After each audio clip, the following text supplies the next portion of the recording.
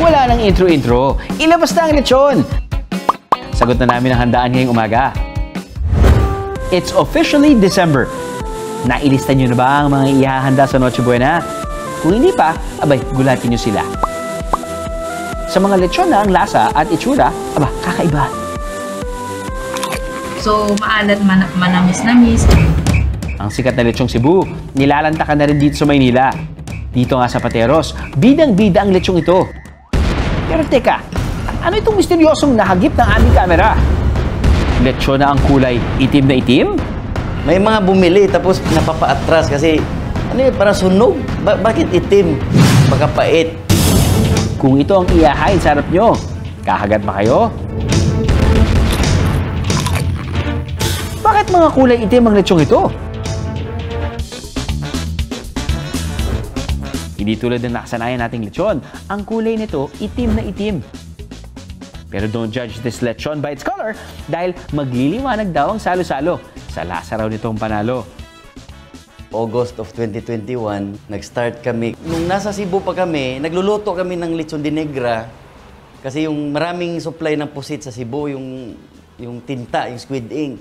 Pero hindi namin binibenta. Parang sarili lang namin na konsumo. At bilang pamasko sa mga lechon lover ngayong Pasko, all the way from Cebu, dinala na rin nila ito sa kanilang menu. Mga unta mga kaha ng lechon de negra. Bukod daw sa asin, may halo pa raw itong sikretong pampalasa. Naintriga rin ba kayo? Secret reveal naman dyan. Dagdag lasa ang hatid ng sibuyas, bell pepper, siling berde at pula na may kasama pang spring onion. At para amoy pa lang, piyesta na. Hindi raw mawawala ang tanglad at bawang. Pero kapit lang dahil ito ang pinaka-espesyal nilang sangkap. Sa halip na gatas, ang isang buong baboy, mistulang pinapaliguan at pinipintahan ng kulay itim na pampalasa. Ang sikreto ng lechon de negra, tinta ng pusit. Saka ito iihawin sa loob ng 2 hanggang 3 oras. Matapos ang matyagang paghihintay, lantakan na natin ang kakaibang lechon de negra. May pagkasipod na taste po yung balat. At least first time ko po natikman ito. At para sulit, may pa-only lechon promo pa sila dito sa halagang 499 pesos. Huwag lang kakalimutang bitbitin ang mga maintenance medicine, mga pari at mari. Alam niyo ba na ang lechon ay nagmula sa salitang Espanyol na lechona, na ang ibig sabihin ay suckling pig o yung mga biik pa lang na ginagawang lechon. Parte ito ng makulay na dining culture sa Espanya na nakuha natin mula sa mga Kastilang mananakop. Dahil tuloy-tuloy ang piyesta ng mga lechon dito sa AHA. Kaya para hindi kayo maumay, mag-dessert muna tayo. Pero ng lechon pa rin? What? Ang kakaibang lechon ito, gawa ng kilalang bakery dito sa Bataan. Ang family namin ay mahilig talaga kumain ng lechon. Tuwing may handaan kami, hindi ito nawawala. What if gumawa kami ng lechon made of bread? It's a prank mga mare at pare.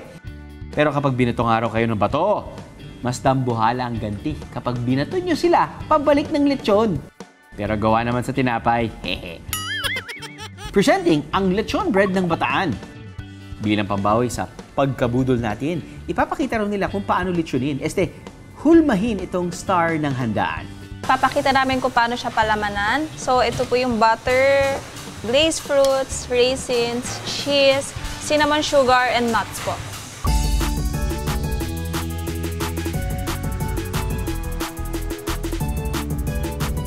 Inirolyo ito ng pahaba at hinayaan ng ilang sandali. So ngayon na umalsa na siya, gugupitin na natin. Ang isang gilid ng dough, gagawing mga binti at buntot ng lechon. Sanay na nga raw silang gumawa nito. Kita nyo naman ang hulma ng mukha. Akalain mong totoo! Pipintahan na natin siya ng egg wash para mas lumitaw yung kulay niya na lechon once na maluto. I-bake sa oven.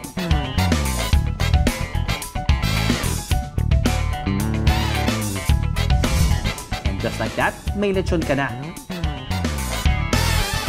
Ito yung parang perfect din ipangpalit sa totoong lechon. Lalo na sa mga health conscious. Sikat na sikat to. Matitikman na kita ngayon. Ang lambot ng texture niya. Masarap, bagay sa kape sa umaga. Katulad ko pong may high blood. Yung lechon, ito ay isang typical na pagkaing Pilipino tuwing may mga special na okasyon. Patunay ito na masyado nating pinagpapahalagahan ang Kapaskuhan. May handa mang lechon o wala ngayong Pasko? Wala namang masasarap pa sa ating salo-salo kasama ng ating pamilya na sinabayan pa ng malutong na tawanan. Ha ha ha! Ha ha!